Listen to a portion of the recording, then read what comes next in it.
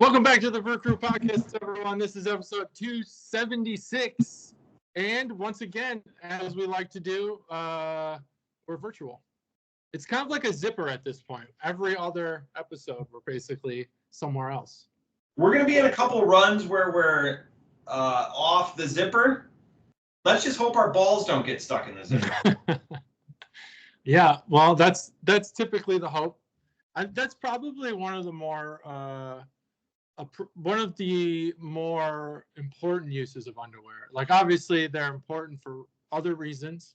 Yeah. But keeping everything, away from your zipper when you're putting your pants on, that's an important part of an underwear's job. Would you say that's true? I agree. GT, I apologize. Did you say the episode number? Yeah. Excellent. Okay, then that's just 276. I said it. Awesome. We're joined by a real Chuggalo this time. Chuggalo Aaron. Hey, what's up? Chuggalo Aaron, say hello to the Chuggalos. Hey, how's it going, Chuggalos? And because now he's an official Chuggalo, we can bequeath him with our first official Chuggalo. Holy shit. Beer opener. So there you go. Oh, yeah. That's why amazing. For pre-production, our first beer, we brought out a bottle, and Aaron immediately, 10 seconds into seeing a bottle, do you have an opener? And I told him to get his panties out because I didn't want his balls to get into the unkept zipper. Is there any way for him to move forward a little bit? I didn't think of this until just now. Okay. So that you guys, you look like a giant, and he looked like not a giant. Well, I am a giant. Well, you're a giant. You have a giant personality. A giant personality. That's what you say when people suck. Well, they have a personality. That's not what you say when people suck. When people suck, you say you suck. How do you let someone? What do you say to somebody who sucks? Let's cover that. This is a good topic for you. You meet somebody. Yep. You spend some time with them. They suck. Clearly, you need to communicate that you don't want to be around them anymore. But in a nice way. Oh, in a nice way? You lost me. Oh, okay. Well, what would you do? There are no apologies for you. Get the fuck out of here. Or just make them feel horribly uncomfortable and bitter and bad about themselves. What if you're in a professional environment? Let's say you have somebody that doesn't directly work with you, so you can tell them to kind of fuck off? Make them not feel included. Ostracize them. Oh, yeah. Very good. Yeah, that's Talk good. around them. Talk around them. Yep. Talk around them. That's another good option. Hildy's go-to is he says it, beat it, and he says it better than anyone. Give us a beat it. Beat Yeah. Oh, damn. I feel like leaving. Right? He's got a couple of one-liners, a couple of zingers. I was at work the other day, and we were doing a team building, and I was talking to this guy. I was just like, man, this isn't working out. But I didn't say anything. I just let the conversation go on. It was, it was good. It was fine. Can I share with you a sad story, beer related? Yeah, I'd like to hear it. So on the way up, because I've got a lot of plans and a lot of stops, and like Hildy and the third leg of our tripod at work, her name is Katie. She will never be on the pod. I've tried to get her, and she said that she would one time, and then she chickened out, which is fine. No ifs, ands, or buts. So we always like to exchange beer, and it gets to a really fun because again we're not anywhere close to each other. So I have a cooler, and I have one of those ice packs that they send anytime you order meat or whatever. They're really awesome. They're like solid, but then when they are melted or whatever, they flatten out. You know what I'm saying? Mm-hmm. So on the way up, I get the cooler up to my hotel room, and that ice pack's melting a little bit, and there's like a gelatin substance over all my cans of beer. That ice bag thing busted. So then I spent, and good thing it's not sticky. There's no like viscosity to it or whatever, but I had that like diaper gelatin. Yeah, what is moisture that? all over my Why shit. did they use it in frozen stuff? Just use water. Because I guess it's more stable or whatever. Because like when it melts, it's not like a bag of water, like it's a gel bag. Yeah, right. It was still unfortunate. Yeah, I wonder if it freezes quicker. Maybe. Maybe. Mostly. This is a good topic for us. We should do a segment sometime about coolers and the ice packs that keep our beer cold. We have made a note, like we were going to talk about coolers before, like when you bring stuff over to the house. Yeah. Chuggalo Dave, because you will listen. Chuggalo Dave, I'm in Minnesota. I have your beer. Let me know when you're available next week. He has your beer. It's Yingling, right? Yes, it's Yingling, and he's in Iowa right now. Oh, Iowa. Or he was in North Dakota. So I'm going to Indianapolis this weekend. Go see Thinking Sun about King. making a stop, but I'll have my kid and one of his teammates, so I don't think I could stop. Go to Sun King, and how old are they combined? Combined 28. They can drive the car. It's legal. Yeah, I think you still need to be licensed in the state of Indiana. One works the pedals and one drives, like in the cartoons. Oh yeah, no, they can both see over the steering wheel. No, that's not legal. You got to have one on the pedal. Oh, they have each job. Oh, I get it. They have to share the job. Yeah. All right, fair enough. Yeah. Fair enough. So what's going on in any beer news to go over? Yes, I'm glad that you said that, especially for today, because I've got my notes. Dark Lord Day is coming up on the 18th of May. Have you ever looked into Dark Lord Day? Do you know what Dark Lord Day is? I have. It's 3 Floyd's most. They release it one day a year. It used to be historically the last Saturday in April. This year, because the weather in Chicago or the Chicagoland area, can I say that, JT? Chicagoland. You can. Chicagoland area, yeah. It's in Munster, Indiana. It's right on the border. But Illinois can't claim it. So it's an Indiana beer. They moved it to 18 May. The cheapest ticket is $65, and it just gives you admittance and to enjoy the metal music and nothing else. The tickets where you actually get bottles of Dark Lord start at $200. You get 4 bottles of beer in a tote bag. Those are all sold out. The most expensive ticket, which you get like a golden ticket for a raffle, the chance to get very prestigious beer, is $333 and a couple bottles of beer in a tote bag. That's too much money. It's a lot of money. They're like beer and metal go together. Craft beer and metal somewhat go together. Craft beer, metal, and very expensive things, they don't go together. Metal is a cheap genre of rock. Not that it's cheap in the music, it's just accessible at a lower price point. And what you're doing is you're inviting only elitist metalheads by having these tickets be so fucking expensive. What's an expensive music, like a symphony? Metallica at this point is a pretty high price ticket. Oh, you're just talking for music. I thought you were just saying like. Oh. Well, I'm trying to like associate a type of person with that grouping of data, metal, expensive shit, and craft beer. Kiss was really expensive. Yeah, Kiss is expensive, and that fits the bill. You know, Chuggalo Mike, who's not a Chuggalo at all, who's in my band, he's a huge Kiss fan, loves craft beer, and can afford high price tickets. So I guess that's the type of crowd, and that's a good crowd. He's a cool dude. But yeah, like I'd say like Metallica's probably the best example because they have a craft beer with Stone. They're very expensive to see. And, you know, everyone who sees them is pretty much like a accomplished adult. Blink-182 was really expensive to see, right? They were, and very disappointing how expensive they were. But I still paid it. But I'm a sellout. My wife paid a lot of money for me to go to a Foo Fighters Deftones concert that I made 30 minutes into. That's awesome, though. It's a memory. It's a memory I choose not to relive. But for the Chuggalos, I will. What's the most expensive concert you've been to? Probably Roger Waters. Oh, okay. So Pink Floyd. Yeah. Yeah, that's a good. I was just reminiscing with the wife. I paid $278 per ticket, and we were in the nosebleeds. Yeah. Still a great show.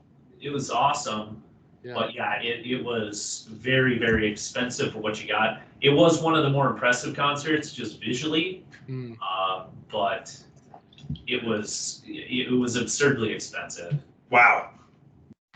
Now, does Yeah, the that Floyd's beats have enough of a following to where, people will drive in? Not just, again, you're talking Chicagoland, but like people are going to drive in from all over, or even fly in to be able to attend this thing. 100%. Yeah.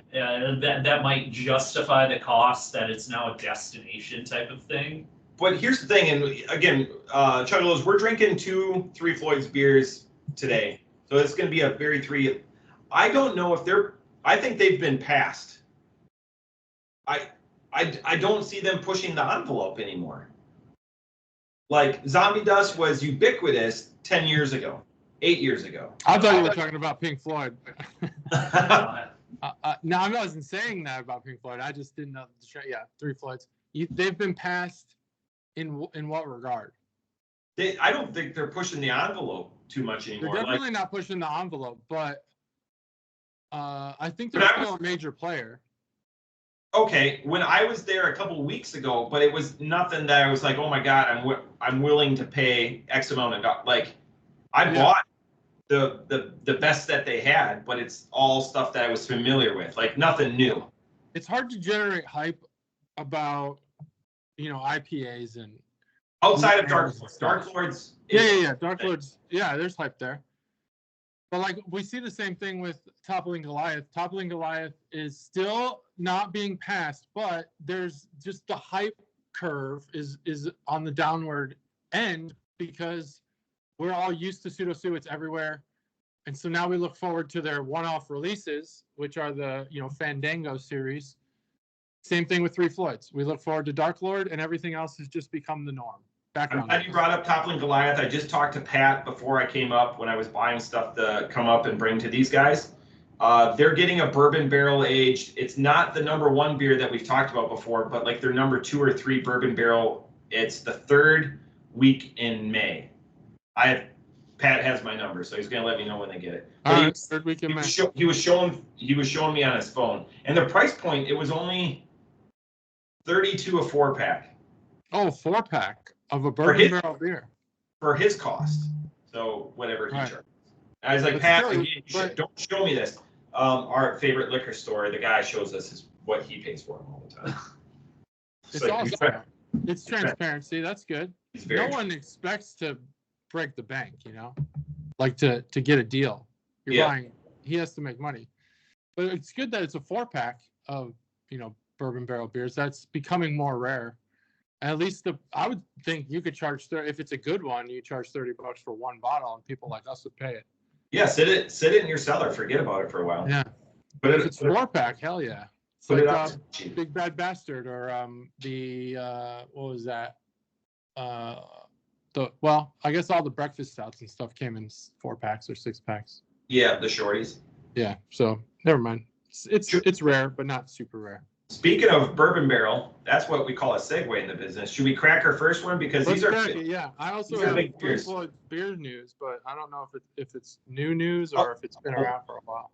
But let's do the crack first. He's waiting, JT. Oh, he's waiting. Oh, he's gonna do the crack. Okay. Yep. I didn't know if we were gonna. I don't know why I thought all of us would have one. Oh, you want to count it down? Oh yeah, I'll count it down so I'm a part of it. 3, 2, 1. Perfect. Perfect even when it's not. So, yeah, go ahead. You can introduce the beer. You pour yours. So this is Three Floyds Cucamonga. So I bought this on my recent trip. I bought a 4-pack of random big beers, big butted beers. It was 2 of this and 2 of a barley wine that we'll probably do in a later show.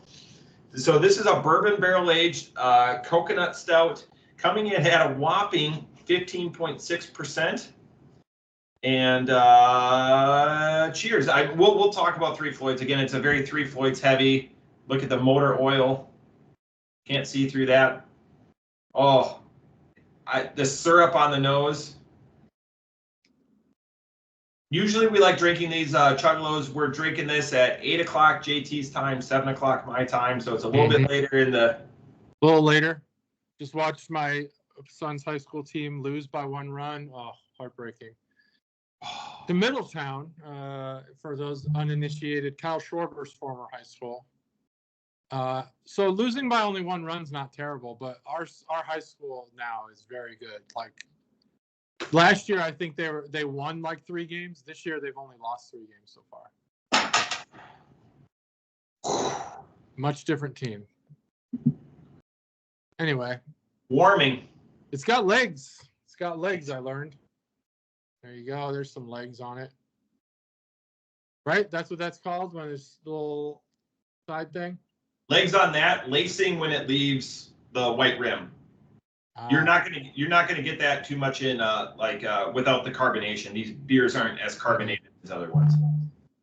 I'll say the smell is phenomenal. Smells phenomenal. I'm still working on the flavor. You get the syrup, like the sweetness, the burnt sugars. Yep. Syrup, dark chocolate. Yeah. Dark chocolate, yeah. The big one for me, I'm glad the coconut is subtle. Mm-hmm. The coconut is very subtle. I agree. Get that out of here. Aged over a year. My chest has gone up 3 degrees. I wish they'd say more about it, but it's okay. You know that's not 3 Floyd style though. Like I'm with you. Like, well, I mean, you know, you aged it for a year, maybe. You know, some more tasting notes. give us some more info. So this is something. We need to get Hildy's opinion. Yeah, let's get some thoughts. We drink all of our stuff ice cold, and we get a lot of shit from our friends, family, and loved ones that, like a bourbon barrel aged, the optimal drinking temperature is 45 to 50. So that's why I pulled it out a little bit. But we like ice cold beer, but like with stouts and stuff like that have adjuncts, so flavors like chocolate, coconut, you're supposed to let it warm up a little bit because more of those come more present, and it's how the brewmaster intended it to be. To be drinking in between 45 to 50. I mean, I feel like you got to drink that relatively quickly or do very small pours and have it almost in a temperature regulated portion of it. It's too difficult to do. Yeah. So a local friend who's had 10,000 beers, he will purposely sit out beers for 30, 40 minutes, let them come back up, almost like, and he's like, Matt, you don't stick a steak fresh from the refrigerator or the freezer into the frying pan. I go, okay, I understand a little bit, but that doesn't mean I like ice cold beer. There's nothing wrong with that. So I'm starting to try to get to the point, and JT and I, this is where like no one wants a room temperature IPA or a Pilsner or something like that. You want that cold unless you're in Germany or something like that, or or it's intended to come out of a cask. Yeah. All right. You're gonna sleep really well tonight. Yeah. You're doing this journey by yourself. Yeah. That's okay. I have actually like a lot of work to do, so I have to probably work tonight, but I'll fall asleep at my desk for sure. Chuggalo Steph likes given the beer. Big butted beers. Yeah, I have to. Now that you brought up Steph, man, Bill Murray, the band I was telling you about, they released a new video.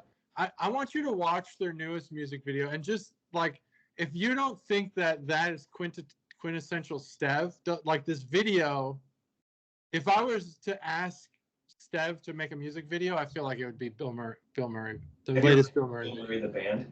No. Really? With all your music knowledge? No. Oh man, so great. Bill Murray the band. It's spelled different. It's like I'll show you. Mure or something like that, but it's pronounced Bill Murray. It's really he's a great band. They're kind of poppy for my tastes, but they're really well done poppy rock music, punk kind of. All right, here's the Cat Art Boner segment. We haven't done a brought to you by in a while. We kind of stopped doing that. Who is it brought to you by? I guess you can pick someone. Hildy. What? Brought to you by Hildy. Hildy, you're the sponsor of the Cat Art Boner segment. So what we have here, I'll do a close-up shot here. It's a little foil, so there's going to be some reflection there. So what we have here is Smurfs. Is it Smurfs? With robot bodies, and they're all shooting at each other. It's almost it's like Terminator-esque in a sense. What the fuck is that? Cocomunga. What? Coco Mungo.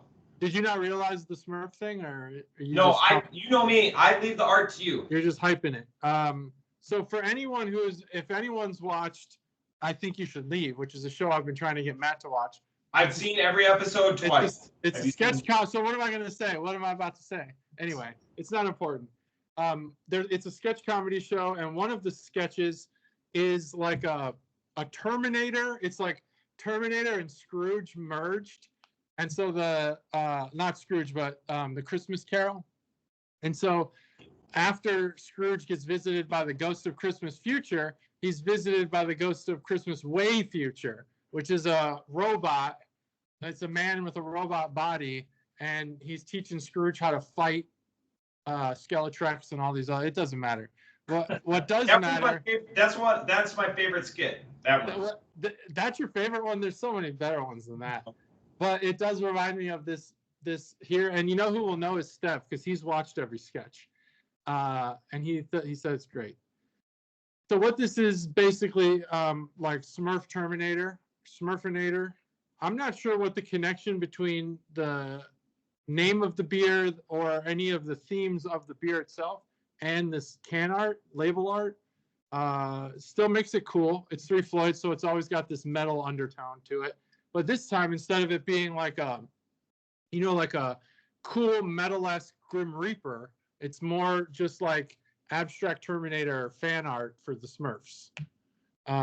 So that's kind of cool. Abstract Terminator fan art For the Smurfs. That might be too long of a title, but it should be up there. Abstract Terminator Fan Art. That is a good title for the episode. It's not too long. I think you get like 200 characters.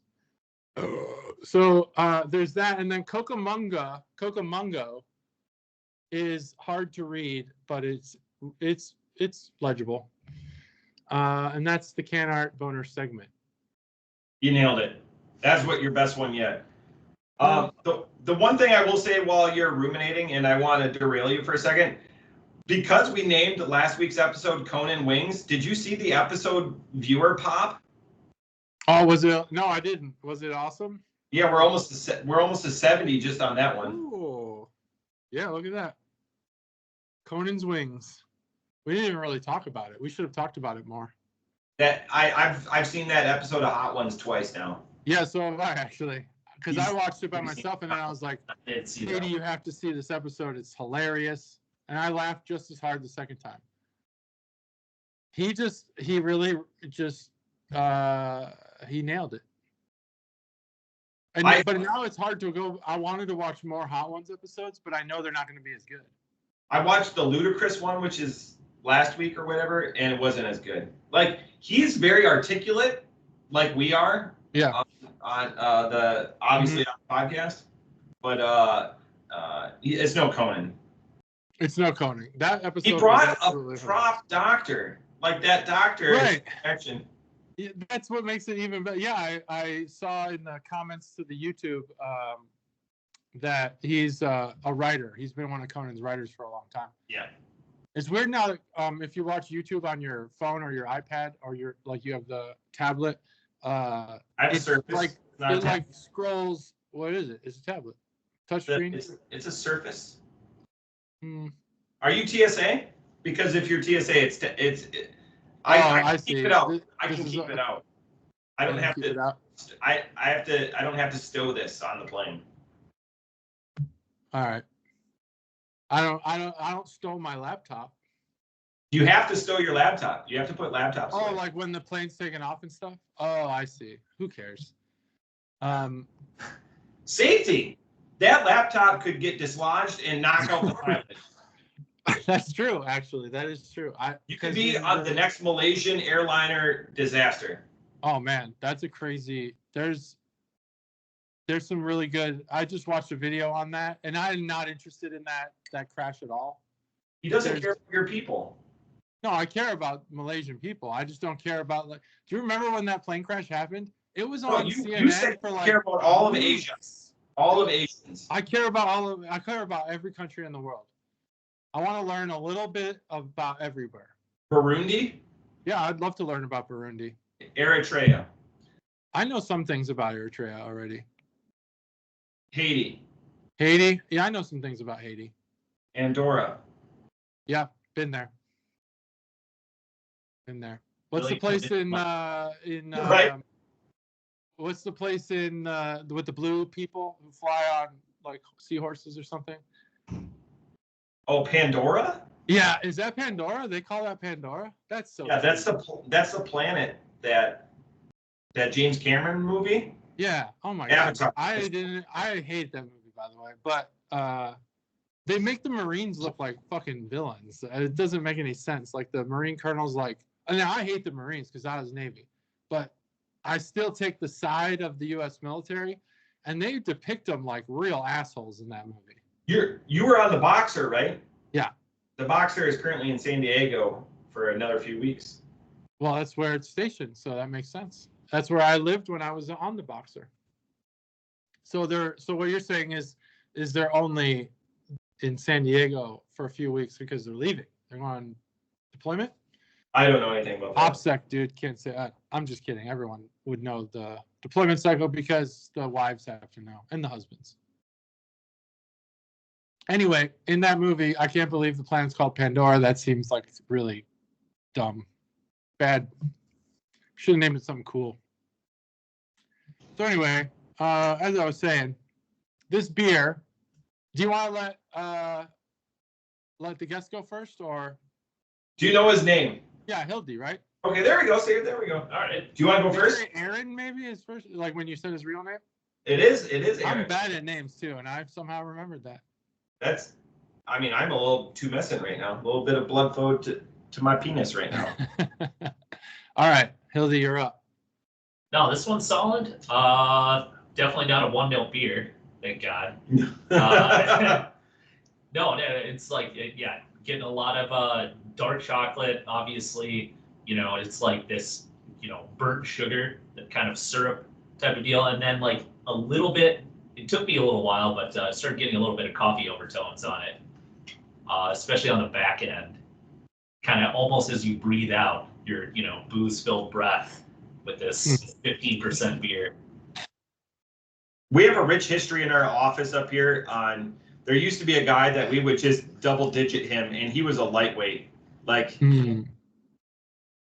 but it was fun to give him like Russian Imperial stouts and stuff like that. Yeah. And he's just a little guy too, but. I think a whopping 140 pounds. Maybe, yeah, oh yeah, maybe. Yeah, never really drank. Not like you guys do in the Navy, that's for sure. Yeah. Yeah. Well, I'll tell you what, when the Navy sailors drink, but a lot. But the problem with being in the Navy is that because of how long it is between port calls, you tend to become a lightweight on accident. And it takes a couple days to get back in the swing of things. So by day 3, we're all back to drinking our normal amount. Where you just were, he spent some time where you were. So you guys could share stories. Oh, Thailand? Oh yeah, I've been to Thailand twice, yeah. Yeah. Yeah, our beer of choice, even though we couldn't even really look at it by the end of it, was Shang. It's the one with the elephant on it. Oh, was it an elephant? Yeah. Different. Shang. It's like CHANG, Shang. Oh, okay. Yeah. We were drinking a lot of Sangha and what's the other one? He's a big tusk. The tiger. Yeah. What's the one with the tiger? Sangha? Sangha, yeah. Yeah, Singha's. Were you down closer to, was it Pattaya? We were in Phuket. Okay, you guys are in Phuket. Yeah, we were pretty far north. We were probably about 7 hours north. So I wonder if there must be some sort of a change in probably beer choice and stuff. Shang, honestly, was probably the best one you could get. But shit, by the end of that month-long tour, Shanged out. Oh, you were there for a month. Holy shit. Yeah. I mean, we were there. The 2 times I was there was a port call. We were there for 4 days each time, and I mean, you are ready to leave. You live it up. You go balls to the walls. Hey, speaking of balls to the walls, have you met any of your Thai children yet? No, I never partook or partaken in any of the extracurriculars with the women of Thailand. I was married the entire time that I was in the Navy, so I was not doing that stuff. Any strip clubs? Yes. While you were there. All right. One thing that I've always wanted to see was a bird shooting out of a woman's pussy. Did that ever happen? Yeah. Not a bird, but pretty much everything else. That's the thing about it is that, like, did you see darts? Okay, finally. Okay. Okay, I'll tell you about it. The thing about Phuket is, they're not like strip clubs where it'd be like you're going there for some sort of erotic experience. It's a disgusting, like, show. You know, like, you're not there. You know, it's just not the same. I don't know any of this. In the United States. And that's really one of the only things to do in Phuket. And there's actually people who convince you. They give you like free drink cards and they'll hand it to you on the street. And then they'll be like, that's redeemable at this bar. And then I'll follow me. I'll bring you to this bar. And then they make you tip them for bringing you to the bar you didn't want to go to in the first place. It's just a whole thing there. And it's a bar. That's like Turkey. / strip club. And it's more of a theater than anything else. So we saw the ping pong balls, which is the common thing, you know, they think they call it a ping pong show. We also saw razor blades, which was quite impressive. Yeah, like linked together. Pull them out. And we also saw a lady smoke a cigarette with her, you know, lady parts. Literally, the cherry on the cigarette lit, and then she blew smoke out of her vagina. Like, she was able to use. Is that a Kegel exercise? Yeah, it's got to. She was able to use like some sort of suction mechanism within her, you know, God-given body parts to do that. It was females that listen besides Chuggalo Mom. Comment below. Yeah. This is a horrible thing for Chuggalo Mom to be listening to, but this is Thailand. I mean, this is part of it. That's the experience you get when you go there. You just have to know that going in. Yeah, there was a lot of other things too. But yeah, Thailand's a fun time. Everything's cheap. You can haggle for almost anything, and including the beer at the bar, you can haggle for that. And I just enjoyed my time there. Went there twice. What happened was we were supposed to go to Australia, but the bird flu was a thing in 2009, and so Australia denied entry for our ship. Yeah. So we just turned north and went to Thailand because they would accept anybody. He was a boxer guy, so the boxer's a big shit. Yeah, I wasn't a boxer myself, like sports. It's the class below a carrier, right? Yeah, right below a carrier, it's an amphib. We deliver Marines to their objective. So 3,000 people, 1,000 sailors, 2,000 Marines. Has a flight deck, but most aircraft are VSTOL or VTOL. And Harriers. And then that's it. Big ship. I was glad that we were able to reminisce about. Wow, that's it, folks. Like, my mind is razor blade. I don't meet a lot of people who've been to Thailand, so it's awesome, you know. Do you think the Bush album, Razor Blade Suitcase, is talking about Thailand women's vaginas? No. Maybe. Right? I highly doubt that. It's one of my favorite albums from them. But that's a 30-year reference, 30-year-old reference. Wow. Okay. So GT, was it your score or is it Hildy's score? Someone has to. Did he score it? You didn't. No. You go ahead and score it. All right. I'll give mine last. Typically, the bringer of the beer goes last. Oh, okay. You can feel free to give your score, or I'll do mine. My review is going to be very short. You guys have said. Yeah, you always have an abbreviated review. Well, so this beer, it would surprise me if they didn't include chocolate as an ingredient, but I don't think they do, which is interesting. Like, I think they do in my mind, but I also don't think they do because it's not advertised. Because it's very heavy chocolate. I think there's like a thickening agent in this, like syrup, and there's coconut, which you could barely taste. And now I'm starting to wonder a little bit about like the like gastronomy, when you mix two things together, sometimes they make a third flavor. Yeah. Because there's so little coconut even present in the on the palate, I'm wondering if whatever else is in this beer kind of mixes together and makes that chocolate flavor, because it's really, really strong. More so, most stouts that have a chocolate flavor or a coffee flavor get it from the malts. And this probably gets it from the malts as well, but there's got to be something else to it because it's like so chocolatey. So chocolatey that it's eliciting dessert style, I guess dessert. It's a dessert like flavor. I don't know. It's eliciting. What's the word to use? It's eliciting dessert tones, notes. I don't know. Like a German chocolate dessert-like characteristics. Look at that. A wordsmith. It is very chocolatey. I do think that the booze is too present, even as it warmed up. It never really. It's not overpowering. It's not the star of the show, but it's noticeable throughout the entire, at any temperature throughout the entire drink. That's the one ding I give it. I know it's a big beer, 15%, but and the booze doesn't have like a cool bourbon flavor to it, just like boozy. So, you all right? Too much? Get too much talking? Feeling it. No, I'm just saying I'm feeling it. Oh, you're feeling it? So I'll wrap it up. It's no. Keep going. I like it. No, I wanted to wrap it up.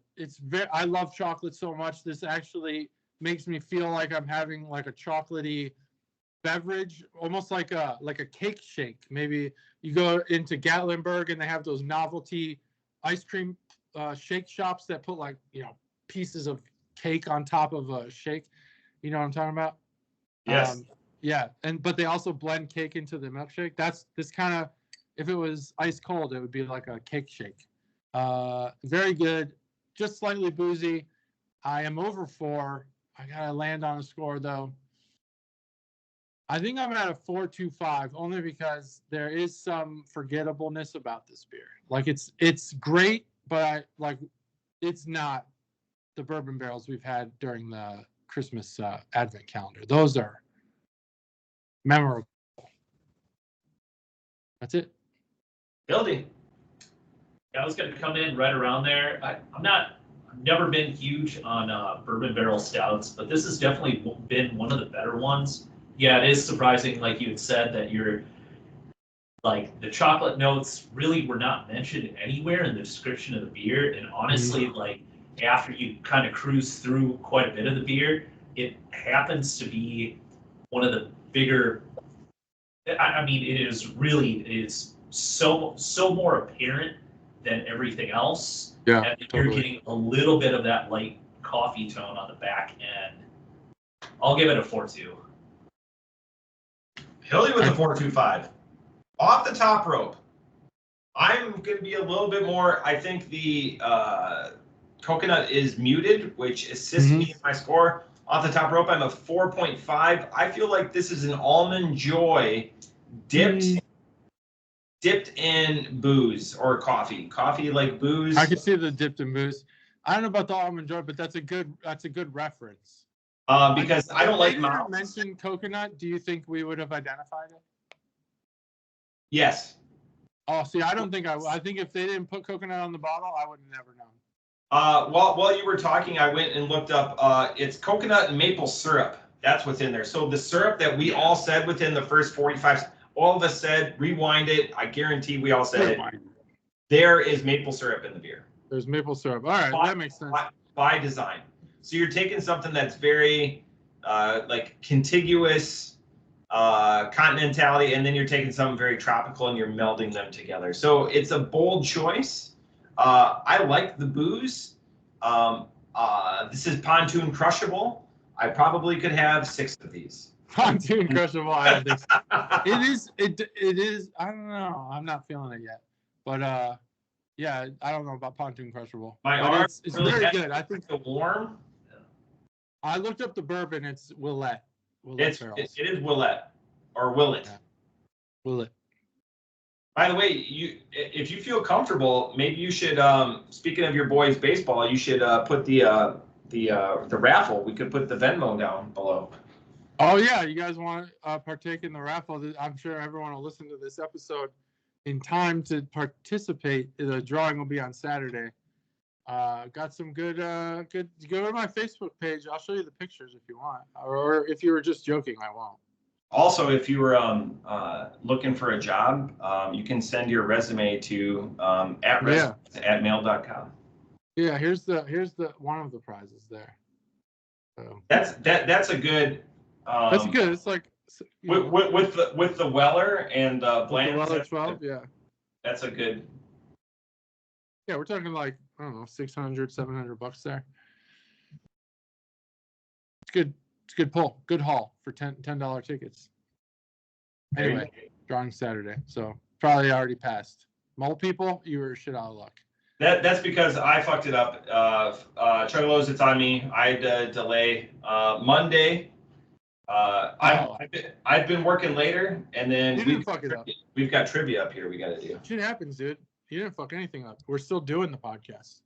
We're doing it. Beer number 2, folks, because we don't got excuses and we're coming hard. Is I love the feel of this can, JT. You'll have to go into the can science. This is Dreadnought. This is the Three Floyds flagship Imperial IPA. And Imperial IPA is going to be the light butt of this episode. This comes in at a 9.4%. Excellent. So, it's primed. Now it's primed. Coming down, JT. 3, 2, 1. Ah, fuck. Ooh, strong smelling. I even pulled it away from my computer. Hopefully all right. Yeah, I gotta taste this thing. Dreadnought, Three Floyds. It's not normal.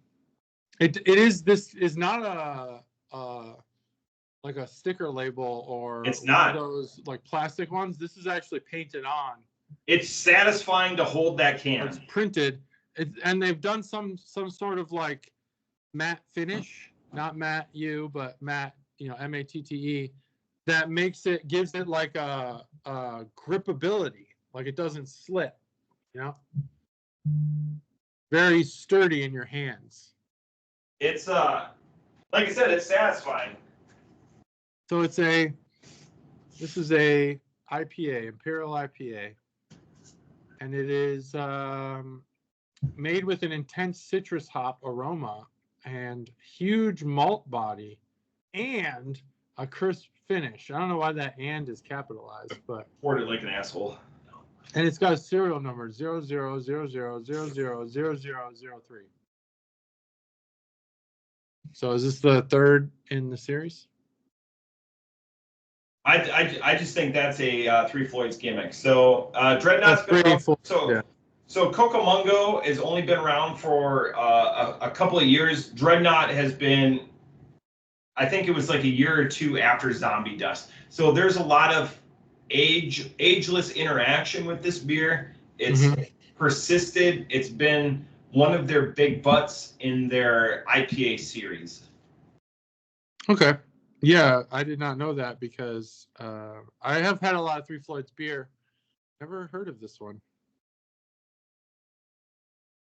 I didn't know that a Dreadnought was a heavy overcoat used in stormy weather. Really? But that's what Google says. It's also a very fun Magic card that's approximately 2003. Wow, 21. I'm old. 21 years old. It's also a battleship introduced in the early 20th century, larger and faster than its predecessors and equipped entirely with large caliber guns. And I figured that's where you were going to go with what a Dreadnought was. Well, I just did a Google search. I didn't know what it was. But I also thought it maybe is more of like a play on words, like Dreadnought, my friend. This beer will be okay, Dread. Dread is a thing you do when you're when you don't want an event to arise, right? When you're waiting for something with with the opposite of, well, I guess with anticipation, but bad anticipation. That's dread. Dread not. This beer's fine. The interesting thing, we always talk about beers, and we always have a battle where what's the order that we drink beers, because we don't, like, we typically put like sours or very strong fruited beers first because they're going to wreck your palate. Right. It's interesting because I feel like that bourbon barrel has wrecked my palate. I think it was the right beer to do first. This actually. was the right order to do it in. Yeah, this was the right order. I think this was the right order to put it in because I think the bitterness of this with your palate absolutely on the back end with a 15. The hops are gonna linger. Now the mixture of the hops and the stout on the palate, like I think I need to probably have some water and maybe just clean it out. But the hops are gonna linger for a while. So this was the right order. I agree. Because I think this was a bad pick for a pairing. I wanted to be Three Floyds heavy, and these were like two beers that we had, like I had in the fridge because not bad. Exchanged these beers a week ago. It's not a bad combo. This is a good combo. It's probably better to not do like two IPAs in the same episode. Or two. Because if we do two IPAs in the same episode, the sound's not going to work. Is that what happens? Two episodes ago, we recorded an entire episode, and there was an update, and it turned off my mic. So we left it up, and it's just us talking. It was our best episode, and we solved a lot of world problems in that. Like the soundboard worked. Like he brought like California Micheladas. Oh yeah. Oh yeah. Which I never experienced. So we had gimmicks, and we did a side by side on IPAs. Yeah, Michelada, depending on the time of day, like, I mean, truly. Really? You're a fan? Yes. No, don't get me wrong. Like, a bloody is a bloody, but like, or even around here, I don't know what the liquor laws are out in Ohio and stuff. But like, we still have true tavern style places around here that are limited by liquor laws. So it's only beer and wine. Okay, so if you go to someplace for brunch or happen to go in for a game at an old school bar, all you can get are Micheladas. Oh, no way. Yeah, some of the times though, it's like those places know what they're doing, so they do hit. So with right food, those things are going to be awesome. JT, like you and I are comfortable, and we have our like haunts in Dayton. Hildy, there's not a restaurant within 30 miles that he doesn't know, or a bar. Mm-hmm. And he speaks, and he could do a podcast. Like Guy Fieri is his hero, and if he punches me, call the cops, no. JT. You know, like I'll turn my phone locator on. He hates Guy Fieri, but why?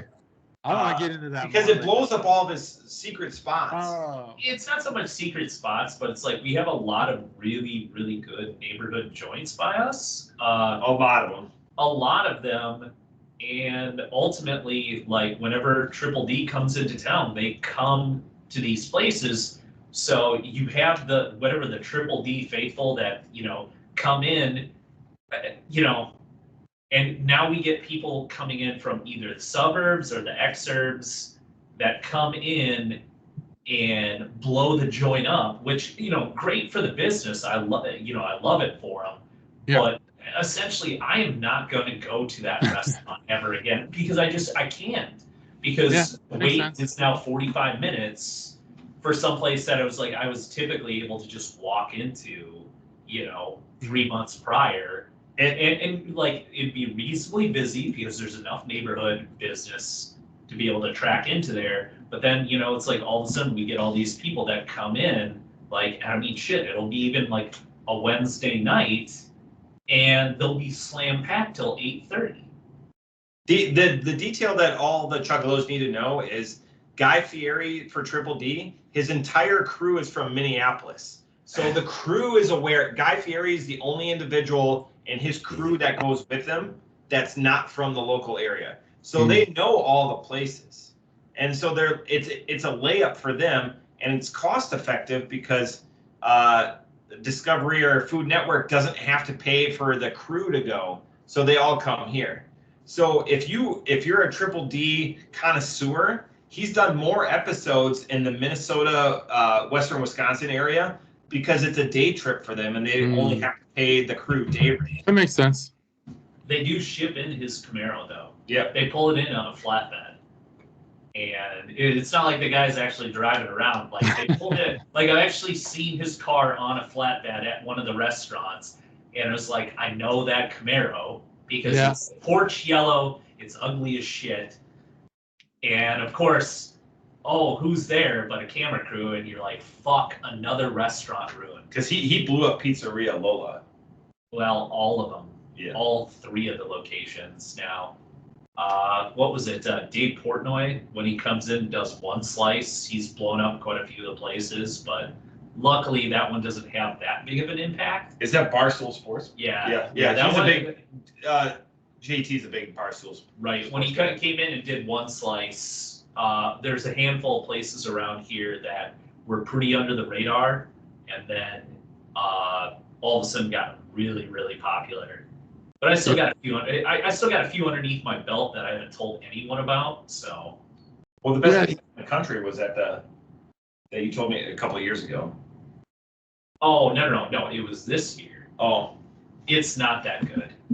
Yeah, but it was Detroit style. It was Detroit style. Yeah. Okay. I've seen a few Detroit style reviews he's done, and yeah, they're different. He doesn't rate them the same. He kind of does what we do with like 450. They get different ratings because they can't compare to like bar pizza that he normally does. He also gave the Dayton pizzas way higher scores than they deserved, but that's fine.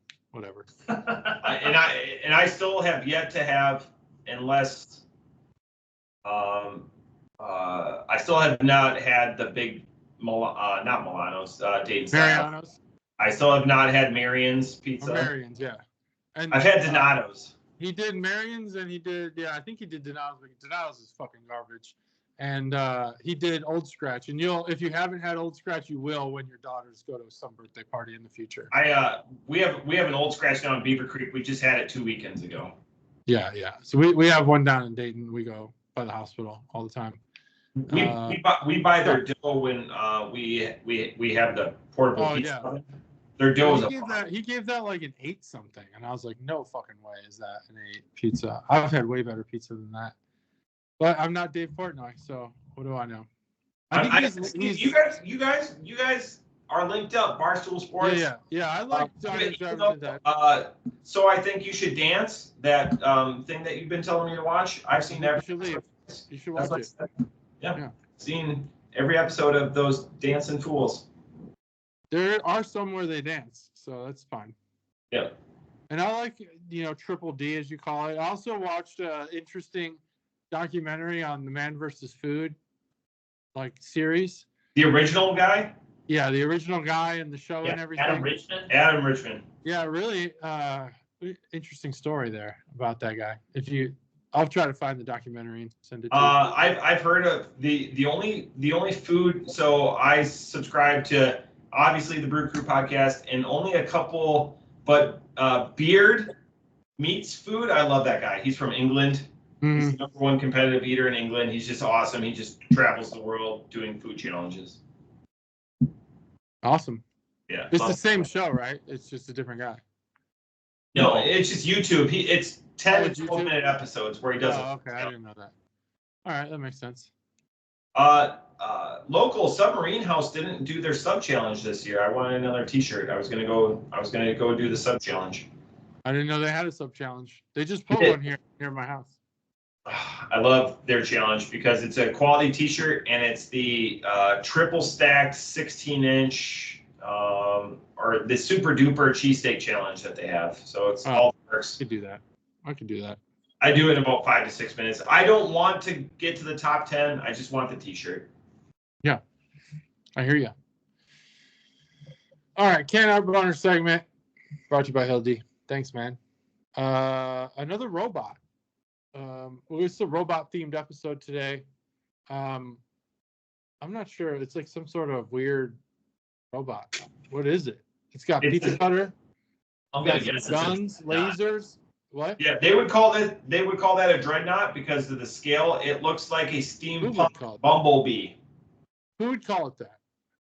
Who would Well, call it a I'm a dreadnought? Magic player, but I mean, The only two things that I've seen that are dreadnoughts are a ship and a coat. it's a large metal robot. Like, get into kaiju. Like, do you ever watch Pacific Rim? Like the little kid show, Kaiju? No, that's The little bald kid? No. End the episode. I don't know what you're talking about. No, I have not seen Pacific Rim. It didn't Kaiju, look like, interesting to me. kaiju are considered like Godzilla or King Oh, Kong. yeah. I do know Pacific that. Rim. I did know that, yeah. I didn't watch Pacific Rim. What? Not interested. I'm not really interested in Godzilla either. Like, I don't care about that. I feel like I don't even know you. Yeah, I just, it never really interested me. I don't know. None of these movies of wonderment ever really are my thing. I don't like Star Wars. I don't care about Transformers, any of that crap. I mean, it's Transformers is fine. It's a good movie, like the first one, because Megan Fox is in it. But I apologize. I don't really care about it. Never knew this. I don't care about it. Kaiju. Godzilla. All right, so this is a Godzilla character, Dreadnought. He's a bumblebee can opener, and he's got cool hands. I wonder if he combines with other dreadnoughts to form a super dreadnought, like a Power Rangers. Like two other ones. So did you watch Power Rangers? Robot. Did you watch Power Rangers? Power Rangers would fall into like kaiju. I'm aware of Power Rangers because I was a kid when it was on. Thundercat, yeah. Thundercat. It's another one of those things where it's like Ultra, Power Rangers is like That's Caillou, where you're just like mindlessly watching it. I didn't watch it on purpose. I just probably as a kid, we only had 5 channels. We didn't have cable. So turn on Fox, there's Power Rangers. Or UPN or whatever it was on. No, it was on Fox. Yeah. Fox? Look at that. Saban. Yeah. Yeah, UPN didn't have anything good. They had Moesha. What are you talking about? Oh, okay, all right. No, I'm kidding. I don't know if Moesha was good. No. They had like the Steve Harvey show. They had Moesha. They also carried Chicago Wolves games, which is the minor league hockey team in Chicago. And we called it the Garbage Network when I was a kid because they had nothing but garbage. A lot of court TV. And like on Saturdays, they'd have like Baptist church, where everyone's like dancing in the aisles and stuff. Pretty fun stuff. UPN, yeah. They had like a Chicago headquarters. So we got a lot of Chicago stuff. Is that where you're from, Aaron? I heard you say No, something. I'm actually you're from Minnesota. I'm from Minneapolis. Minneapolis, yeah. He's from Asia, but you've been about Chicago earlier in the show. He's Asian. Hey, Chicago's a melting pot. Yeah, thanks for that plug, man. Yeah, I've been to Koreatown. The plug. The plug. Ouch out to Asians. Yeah. Yeah, this is it's an IPA. It's bitter. It's got it's very bitter. It's almost got like when they say amped up malt on whatever I read that on, I think the can, they're not lying. It's almost chalky how malty this beer is. It's like on the tongue, like there's like a dust malt on my tongue. It's crazy how thick it is. It's definitely an imperial. So bitter. Double down. Yeah. And what I would expect from an imperial like that would be more booze, and it's there because it's 9%, but it's like it's not drying out my tongue. It's just like coating it with dust, malt dust. I don't know. Well, this beer, I wish I could find an imperial IPA that registered in the high 4s to me, but these imperials are more about I don't know, they're less about substance and more about shock and awe. Yeah, shock and awe. I like that. So that's what it is, and it accomplishes that. I think this beer's drinkable to the end. It's certainly not a bad beer. It's not a beer I'm gonna clamor for or go out and buy more of. But it does the job of shock and awe. It's interesting. That's true. It is an interesting IPA, but I'm still at like a 3.75 on this. Hildy. I agree with most of the tasting notes and stuff on that one.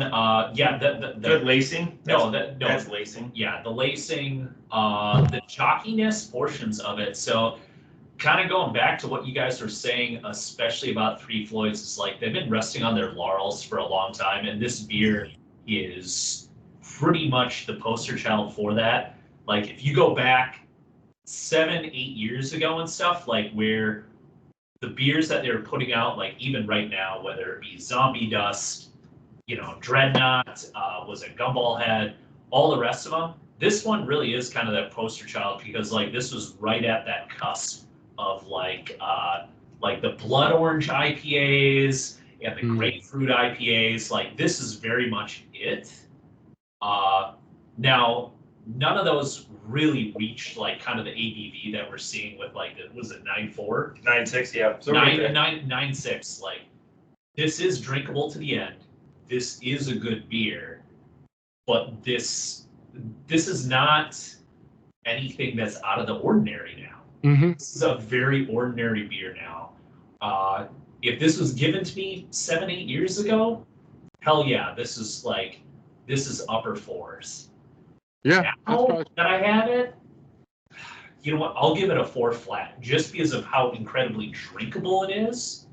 At a 9.6, I think that chalkiness actually helps out with like kind of covering the level of the bitterness that you would typically get out of something at this high of an ABV. But I mean, overall, it's still a good beer, but this is not anything mind-blowing now. Yeah.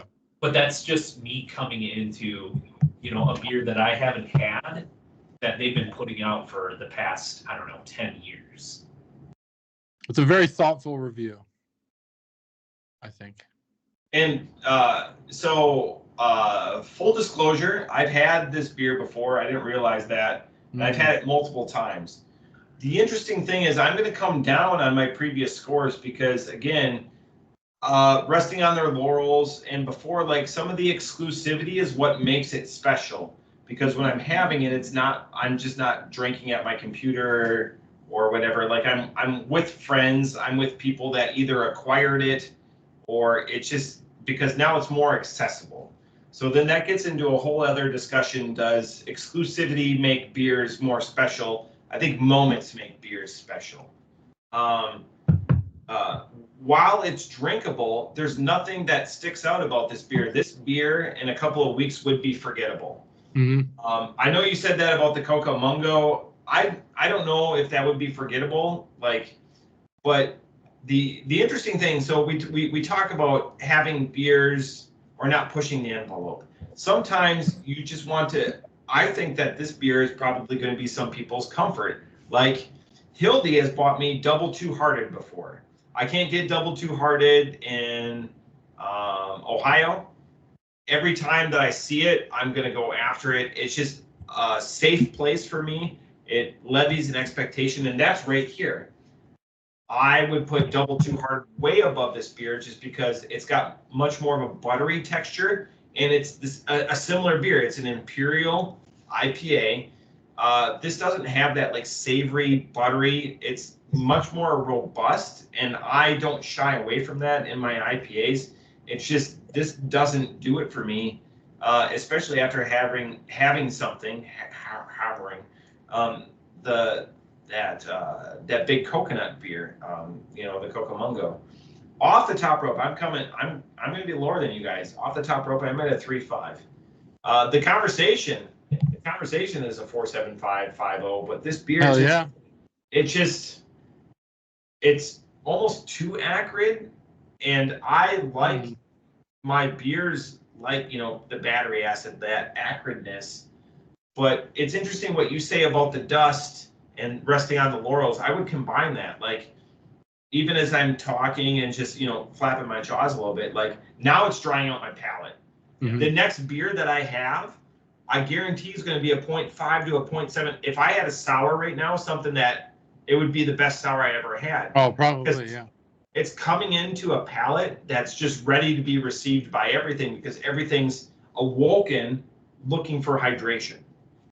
It's like a brand new ShamWow. Remember ShamWow? And you put it on the water and it just sucks it all up. That's what your palate is right now. That guy in jail or is he dead? Oh, the ShamWow guy? Yeah. It's interesting because one of his best friends, I nicknamed him ShamWow. Oh yeah. Did he get his tongue bitten off by a hooker? No, he didn't. But he met Brock Lesnar because he was a manager of like 6 or 7 different Jimmy Johns. So then I just started pelting him with Brock Lesnar questions. He goes, dude, I met him for like 10 minutes. I was like, I've got 50 minutes of questions. So anyways, ShamWow, ouch out to ShamWow. I miss, and you made my weekend that weekend. But back to the actual ShamWow pitch guy. Was he the little spirally guy? He was the skinnier dude. He wasn't Billy Mays. No, he was the Blues Clues guy, like Blues Clues type build. No, he was tall and skinny. He had like the spiky hair of like yesteryear. He kind of looked like, really good. Yeah. He looked like what was that 80s hacker? You know what I'm talking about? The hack, like the From the movie Hackers? No. It just was like, you know what I'm talking about? Like, Angelina Jolie's first husband was the first guy. He kind of looked like Billy. Yeah, he did look like Billy Bob Thornton. No, she had a husband before him. Johnny Lee. Anyways, her first husband was from Hackers. It was Johnny. By the way, I love that movie. Waking up to the DVD. Did you ever fall asleep to DVDs and wake up? Hackers had the most eerie, scary title screen music of all time. Max Headroom. Oh, Max Headroom. All right, yeah. Oh, that's real. Yeah. That's what the ShamWow guy looked like. Oh wow. You remember that? Okay, so I had Max Headroom cups when I was. I should have just Googled the ShamWow guy. Let me do that. But yeah, ShamWow guy. Look at that. Oh, by the way, he's all fucked up. They're remaking Running Man, and I'm really. Oh, there we go. Yeah. They're remaking Running Man, and I'm upset. That bums me out, dude. Right. Total Recall. Okay, the remake of Judge Dredd was fantastic, and I wanted more. Oh yeah, they did a good job. Yeah, it's better than the original. The trailer to Wolverine and Deadpool came out. I don't know. It didn't look as good as I thought it would. The trailer looks kind of lame, but yeah, I'm sure the movie will be great. The fact that they did it to Madonna like a prayer, like. Yeah, I mean, there's definitely good quality. It's Wolverine in his yellow suit. Finally, it took him to. And he's retired. Yeah, he's in the yellow suit. It's just like there's this thing that I've been observing lately, and I don't know if I'm the only one who sees it, but like I can tell they're acting, and I don't like that anymore. Like, I can't stand it when I could tell that they're acting. Like Breaking Bad, for example, we've been rewatching it. It's so well done that you feel like you're watching a real thing. That trailer seemed overacted, but it's also I've been acting. It's also part of the stick. No, I tried watching like that Masters of the Air on Apple TV, and I couldn't even get past 10 minutes of it. It was like horribly acted. And I watched X-Men 97. I'm not like a snooty person about movies. I'll watch anything, but I felt like I was watching people act. X-Men 97 is really good. Shogun's really good. Oh yeah, Shogun. Yeah, I started watching that. X-Men 97 though is the continuation. Magneto because the leader of the X-Men. I just finished the first season of that news one with Jennifer Aniston. Great season. Very captivating. It's about like Matt Lauer and. On Apple TV. With all fake characters, but yeah. It's her and the other blonde from the 90s. Yeah, Reese Witherspoon. Reese, yeah. Yeah. Good. It's a good first season. I don't know how it'll go after that. But yeah, what was the other one that we watched that I haven't watched past the first season yet? Something. Did you watch The Wire? I have not watched The Wire yet. Probably the best TV show of our. I've heard. It really is. It's the best writing, best character development. That's what I need. I'll watch it. No, my wife is from Baltimore and she has never seen it, and I'm forcing her right now to watch The Wire. And you can tell slowly and very begrudgingly she understands now that we're probably in the 4th season that she's like, okay, like I can kind of like I really do understand why you say that this is like the best research, this is the best written. The way that they shape the characters and the way the characters shape around the environment is stupendous. Season 2's a bit of an outlier because I really don't talk about it after the fact, but it's incredible. And to think that Idris Elba was the biggest thing that come from that, like Wendell Pierce is doing good too, but like Dominic West not as much, but Idris Elba was like the best. Yeah, sometimes these incredible projects, they don't, they're like Breaking Bad, for example. None of those characters, I mean, obviously Bryan Cranston's like world famous, but really, can you, like, what's the first thing you think of? Breaking Bad. Malcolm in the Middle, but that was before. Yeah. Bryan Cranston's really made by that, and Aaron Paul hasn't really done anything incredible since then. He did, what was that one movie where he tried to be like the badass like action hero? Need for Speed. Need for Speed. Oh God, what a. He was in Westworld too, and but Westworld had already gotten bad by then. Need for Speed was like Battleship,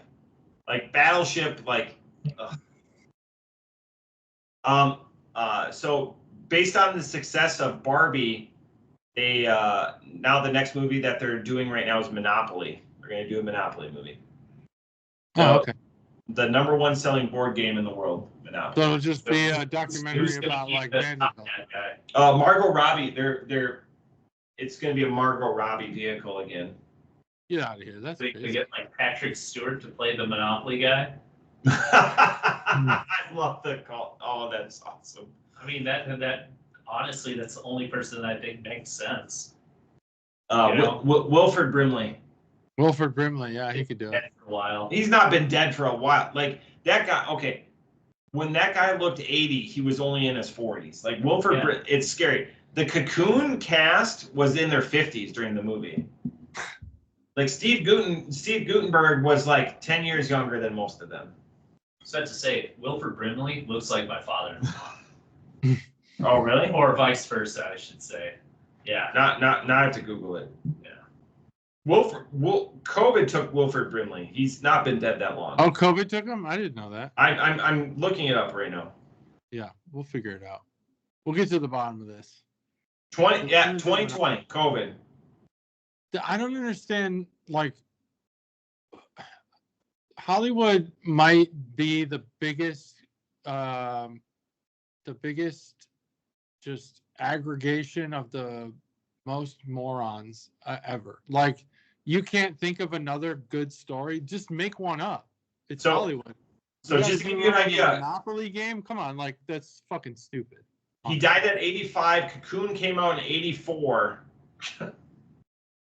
So he was in his mid-50s. He was in his mid-50s? Yeah. Yeah, okay. Yeah. Like Don Amici was like right there. Steve Guttenberg. Why is it that a movie that JT wasn't even alive for, Hildy, you guys are about the same age, and I was 2, but I can name 3 actors from it. I couldn't name any. Let's say I knew Steve Guttenberg was in it. Yeah, Don Amici. Sure. I don't think Jessica Tandy. Yeah, it wasn't Shirley MacLaine, I don't think. But yeah, Jessica Tandy would have been the 4th one. Crazy. That is crazy. Never even saw it. You're aware of the movie though, Cocoon? I'm aware of it. And they made a sequel? Okay. Aptly called Cocoon 2. Oh, good name for it. Oh shit! You didn't know that. Yeah. All of them came back too. I can't believe that they can't find, like, that Monopoly 2 is something they're like, let's capitalize on Barbie. Like another fucking game movie. Or Barbie made over $1 billion. Like, I'm still not seeing it. I still haven't seen it. Oppenheimer is fantastic though. I'm halfway through Oppenheimer and I haven't revisited it. The 3 timelines, I don't know. It's Christopher Nolan. They wrap it up. He figured that out, and it's just getting overdone now. But I'll watch the end of it. What's wrong with those brothers? Because Christopher Nolan did Oppenheimer. Jonathan Nolan just did Fallout, which, by the way, is amazing. Never saw. You don't even need to play the games. If you play the games, by the way, Chuglos, for those that they've said that the TV show is canon, so it's not going to be like Game of Thrones where it does its own. It's canon, and it pays off. So if you've played the video games, you're like, I want to keep it core or whatever like that. It's canon. So the TV show is canon. But Jonathan Nolan and Christopher Nolan, their last 2 projects revolve around the atomic age, the atomic bomb. Walter Goggins, by the way, steals the show in Fallout. And it's on Prime, so everyone has Prime. Well, JT doesn't have Prime. But I have Prime. I thought you didn't. No, I signed in with my mother-in-law's account. Okay. I just don't order enough on Amazon for it to be worth it. Like, I don't order anything on Amazon. But, yeah, I have the TV. I watched the cartoon superhero show. That was pretty good. You have a TV? Yeah, I have a TV. I have the Amazon TV subscription. You know what I'm saying. The best part is, and we're Chuggalos, you're getting a long episode, and it's late for all of us, and all of us got to work in the morning. JT's got to work tonight. The best part is, I want to tell you, Hildy, he's in his bar right now. So his bar is about twice the size of this room. It's the second story in his garage. Mm-hmm. Oh, you got an accessory dwelling unit? He has it's the Carriage House Bar. And so you got a bathroom in there? I do now, yeah. Hell yeah. You got a urinal. All right. With a clawfoot tub. All right. Yep. I got a urinal. A urinal, a toilet, and Oh, that's awesome, dude. Good for you, man. Thanks. Yeah. Sweet. Thanks. When we bought it, all that stuff was broken. Is it next to the Pine Club? It's close. He knows. He purposely came down to Ohio when I wasn't there. Went to the Pine Club? I told him to go to Pine Club, so he's. I'm like 5-minute walk. Yeah, very short walk. So again, as the local, everything for Hildy, it doesn't matter if it's Thailand or the restaurant down on the corner. Everything's 15 minutes. Don't worry about it. Yeah, 15 minutes. It's okay. Even sailing somewhere from San Diego, 15 minutes. 15. We'll be there. Don't worry about it. It's the journey. It's the journey. I think it took us 6 weeks to get to Thailand. Six or 8. Well, it's a C-130, so it's not that much faster. 15 minutes. Yeah, that's different. Well, all right. But yeah, I'm in the bar, and I'm close to Pine Club, but there's no way I'm getting a table at this hour. Prove us wrong. Do it. Nah. All right, I'll go. Good. You can sit at the bar. Yeah, you can sit at the bar, yeah. Yeah, maybe I'll do that. Maybe I'll go to Pine Club right now and eat a big fat steak. Be awesome. Well, any parting words? Abstract Terminator Fan Art. Love it. Thanks for joining us today, Hildy. That was awesome guest spot. Episode 276. We're in the throes of the 270s.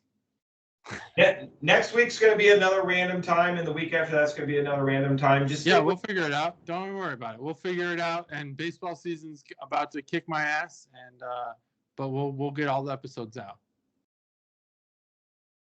That's it. 276. Bye. See you later. See ya. Bye.